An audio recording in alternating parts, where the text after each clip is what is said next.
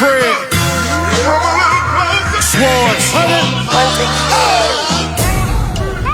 It's a new day. Kings and queens on the rise. Undeniable. Everybody got guns, and everybody got sack, right? They make money off the culture, but they don't know what being black like. But it might got some black kids, maybe even got a black wife. Black music on replay. Ask him if he care about a black life. Sitting in the church and the preacher ain't talking about nothing but he fresh though.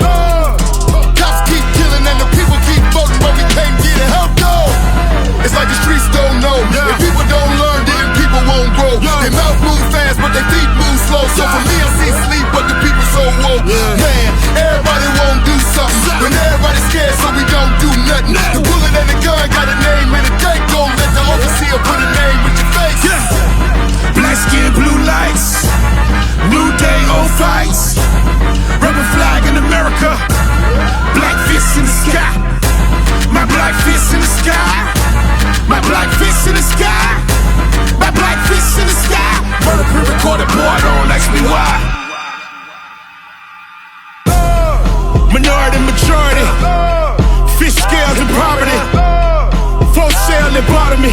Stock sheets we stack up like lottery. We still the greatest products. Cotton Fields, GM Miller, extra products. Louis Toast, they broke, look how they got us. Jordan line around the block, we got a problem. Properties gentrified, but we the problem. Body slam, body cams, they never charge them. Killing nuts like a trend, and it's a problem. I'm justified if I slide by the rocker. Black light so bright, so we see it clearly. Blood stains on the floors, roast from your ceilings. Charred bodies from the fields and abandoned buildings. Old money from the slaves, what you think I'm feeling? What you think I'm feeling? Pray to God we never stop under all this tension. There's always two sides, so let me tell it my way. Once a kid. I really thought they had me, real talk. Here we go, y'all. Just to blast me, real talk. Believing rumors from them bastards, real talk. It's God's man on deck. Pastor Fred. Real talk, real talk. Pastor Fred and I'm on. Y'all know how we do it when we coming in. Real talk, Pastor Fred and I'm on one. Yeah. You can call it smoke, or you can call it I see you. You can call it what you want, but I'm gonna get that. Forgive me, I took a lot from. So listen, here we go. Pastor Fred, God's man on deck. I appreciate all y'all that's coming in right now. This is another subject, you know, of a lot of subjects that we're gonna talk about, but one of them we're gonna talk about today is I'm afraid. Before we go in there, you know, I always want to give a shout out. I want to give a shout out to all the kings. I want to give a shout out to all the queens that are really holding it down. You know, it hasn't been easy, but you've still been dealing with life. You've still been holding it down. You've still been doing what you have to do to remain true, to remain honest, and to have good character and have good integrity. And I big you up. I big up all the kings and the queens that is doing that. You are making our community better by doing what you're doing, being who you are, despite all the struggles that you have to go through. Because it's easy to go and do what's easy, but it's hard to keep integrity in places that a lot of people lose their integrity in. And I want to also, and this is not an also, but I always want to shout out my queen, my baby Jamila Gooden. And you should always, and you're going to hear me say that a lot, I shout out mine, you shout out yours. Build your house. That's right. Make sure that people know who your lady is. Make sure they know who your husband is. The more solid your foundation is, the more that you can do. Tonight, I want to talk about something personal. And so the subject is personal. And it's about fear or being afraid. I probably thought, I would have thought that I wasn't a person that dealt with fear the way that I have dealt with it, right? When we think about the promises of God and we think about Joshua, right? when we look at it and we look at what happens and we look at Joshua crossing over and we're thinking, you know, when you cross over into something that, well, man, you there, why you dealing with fear? But you have to realize anytime you go to next levels, every time that you go to another place, anytime that you start having dreams, or anytime you start denying them, there's some fear that's involved. For me, I start seeing it. I think a lot of things that we have in common, and one of those things is fear, but in fear, you're afraid of being great, or you're afraid that it'll really work. Right? One of my favorite characters in the Bible is Elijah. Like, Elijah is one of my favorite characters. And he's not my favorite character because he destroyed the 400, he destroyed the 400 prophets of Baal, because of, the way he brought the dead back to life, or the way that, he was fed bread and sustained the Shunammite woman. No, he's not my favorite character because of that. He is my favorite character because I could see myself in Elijah. And I believe a lot of us can see ourselves in Elijah.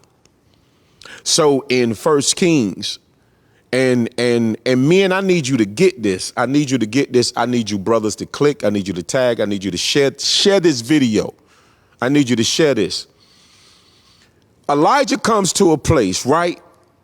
He has done all these notable things. He has spoken to King Ahab. He has destroyed prophets. He's known by all these people.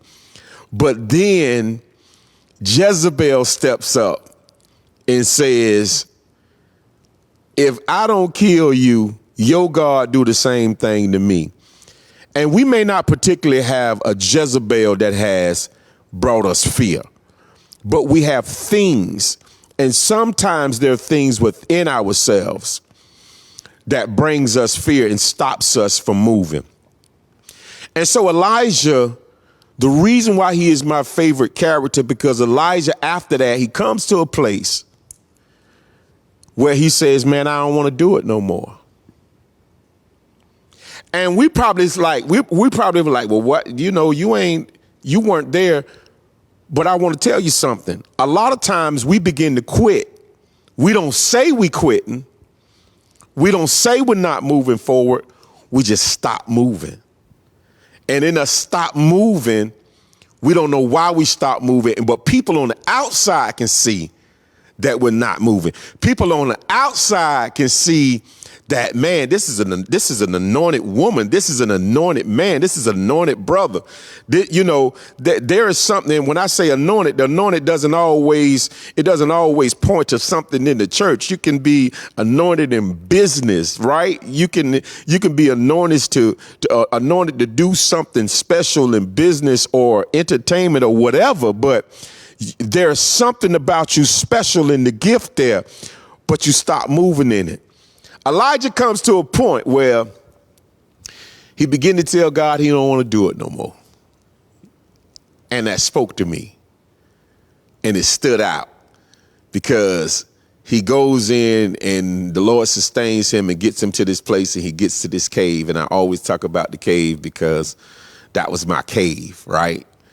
And then it's crazy because I started talking about the cave years ago, but I find myself every now and then, without thinking, returning back to the cave. Sound like anybody? And so he's in the cave and God passes by in a strong wind. He's in the cave and God performs from a strong wind to a hurricane, from a strong hurricane to a still small voice. And Elijah still says, after all these things were seen in this great miracle, Elijah still says, man, I don't want to do it. Right?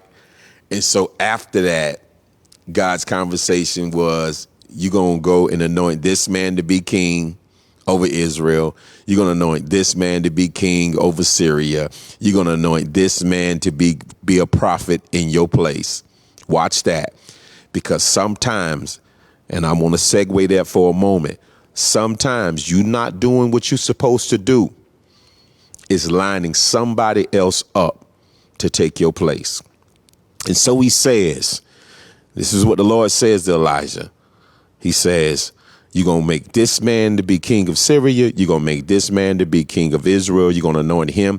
You're going to take this man and put this man in place in your stead. And then you're going to take this man, namely Jehu, and he's going to kill Jezebel. And he says without saying, and the last part of it, I'm going to let you go after that. I want you to know that some of that stuff you're dealing with is fear. You're fearing being great. You're fearing because you've been so used to. I was listening to a video, and what I begin to see is I put my whole identity in being a great man, mostly a great husband, a great father, right? I put my whole identity in that. Now, those are things that I want the world to know, but it's not enough. So because if you put all of you into being something for someone else, where are you in the equation? So this is what I begin to see. I wanted everybody else's light to shine bright, but I wasn't thinking about what God wanted me to do. I wasn't thinking about the light that he had on my life, because it's easy if you just push everybody else. But when you begin to see, hold it, I really got something here. People tell you got it, right? They say you got it, but you don't think that you really got it. They tell you, man, you know what? You can have a great production company, but you're like, man, nah, I don't have the income. You say, man, nah, I don't have the money. And what we don't know, when we do that, we stop every opportunity that could come forth for us. We break that. And then we put ourselves in charge. Now, I'm in charge of my own destiny. But the part that God comes in, he says, I see you chasing your destiny, so I'm going to make sure that you got everything that you need. I want you to click. I want you to tag. I want you to share. I want some brothers to know this, because, see, some of you have clicked in and you've been listening to me, and we're talking about, listen, you can have problems in a marriage, right? Or you can, and some of the problem is you don't know who you are. And so because if you don't know who you are, you will bring frustration, right? You have to be careful that you are in the equation. And I think this is going to be something that I'll talk about often, because there is a greatness that is in the inside of you. But if you fear that greatness come forth, you ain't going to write that book. You ain't going to do those songs. You ain't going to start that business. You know why? Because you're going to always come up with some type of excuse why not. The fact of the matter is, God has blessed me tremendously. God has given me a great wife, but God has also petitioned me and pushed me to be great too. Some of you have hid yourself, and I can say it because I've done it before. You've hid yourself in other people. You've hid yourself on jobs where you say, I'm gonna work this job and I'm gonna retire. But in your heart of hearts, you feel something that you're supposed to do. You feel this thing, right? But you're afraid to do it. Why am I talking about this today? Because if you can admit to your fear, then maybe you can start looking at things the way you need to look at it. When I started looking at making a list of reasons to succeed, right? I started looking at, the first thing came to me is the people that I'm responsible for. But you're also responsible for yourself, because if you fully become who you need to become, something else happens. I want you to know. So I was looking at some things I wanted to do. And all I heard from my still small voice, all I heard from the Lord was, Go and do it, and I'm gonna make the provision happen. See, this is the thing about being a great husband. The thing about being a great husband is about being a great man for yourself first and loving yourself. Show me a man that does not love himself, and I'll show you a man that cannot love a woman. Yep, I know you don't want to hear that. Show me a man that does not love himself, and I'm going to show you a man that cannot love his woman or his wife. See, a lot of it, we got this stuff backwards. It's not about you going to fulfill the duties of the day. It's about you making the duties of the day count for your destiny. I had a talk with a friend of mine last night, and we were talking about purpose. And whether you know it or not, the word purpose, we were talking about purpose. And whether you know it or not, when we talk about pride, fear is a part of pride. Yes, it is. And so we were talking, and I had this moment, and I said, you know what? I think one of my problems is, and this was me being candid, because I don't know how to do nothing but be candid. I don't know how to do nothing but be real. I don't have anything else for you. I'm going to always be that type of dude, because that's the type of dude that I am. And so we were talking, and I said, I think one of my problems is I can see my purpose, but I can see also I got pride, because see, the pride in it is I want to do my purpose, but I want to make sure that I don't have to bow any type of way, or I want to still I want to make sure that I'm maintaining all I think I should be in it. And sometimes when you are pursuing purpose, you're not going to be able to cut the field. You're not going to be able to cut the path exactly like you want the path to be. Because when you start pursuing purpose, you go to a whole other level. It starts to get real. And you may not be able to maintain the love of all these people. One thing about purpose begins to set you apart, because when you start really looking at your purpose, then you're not cutting the conversation to make people comfortable. You're just talking in the lane that you are. And people now have to be comfortable with who you are. And the problem with one of the problems with that is because they like, who is this dude? And that's kind of our fault, because we hadn't shown the real us. You know why? Because we've been so concerned with other people that they couldn't see purpose. They couldn't see our purpose. They couldn't see our destiny. They couldn't see who we really were. Why? We were afraid. There's some things that you got to do. Greatness is calling you. Greatness is calling me. And so how are you going to do this? You don't know how you're not going to get every step of it. The first thing is to admit that you have fear. That's the first thing you got to do. First thing you got to do is you got to admit that you have fear. That's what I started admitting. I started saying, God, you know what? As a matter of fact, I made a song, Fearing Greatness. And the verse the part of the verse goes, a part of the chorus goes, Lord, have mercy on my soul, because I'm feeling greatness. Then I said, Lord, have mercy on my soul, because I'm fearing greatness. And there are some of you that you have on the brink. You can feel something heavy and great around you, but you ain't going to do nothing about it. I was just talking to Greg, he's our production manager, our sound guy.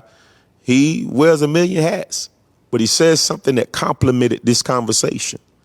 He says, man, I learned something from you. When you hear a prophetic word, you don't go and sit and wait for the prophetic word to happen. You run after it. I want to tell y'all, I just learned that. I didn't do that 13 years ago. I did what everybody else did. I just sat back and waited. But now I see something different. Lord, have mercy on my soul, because I'm feeling greatness. Lord, have mercy on my soul, because I'm fearing greatness. And so I begin to do something. I say, you know what? If I hear a word and I know that word pertains to what's going on and I know that it's active, then I'm not going to sit back. I'm going to run after it. And so you got to admit to yourself that you got fear. You got to admit to yourself, you know what? That just might work. And you know what you got to say? I might fall doing this. I'm learning to say that too. There's a lot of things that I didn't say, and I didn't say it because of pride. But I'm feeling right now that I get a release. The anxiety leaves if I say, you know what, bro? I say, man, you know, I'm a little fearful, man, of doing this performance. Right? As soon as I say that, it was like, right? It fell off of me. It fell off of me because I was being honest. And a lot of you are letting pride keep you in a dishonest state. And you know what that dishonest state gonna keep you in? That dishonest state gonna keep you broke or broke in. You gotta decide. This is Pastor Fred, God's man on deck. Share this with some brother. Yeah, you want your relationship to work, but can I ask you a question? What's your real mental state? I mean, what's your real mental state? Can you write it down? You have to look at you have to look at the full you now. I'm not making nobody the problem in 2022 but me. You know why I'm not going to let anybody be the problem? Because if I let them be the problem, then they can be the wall. If I let them be the wall, they can stop me from doing they can stop me from reaching my goals. They can stop me from walking in my destiny. I'm not letting anybody be the problem. I'm going to focus on one thing. I'm going to focus on me.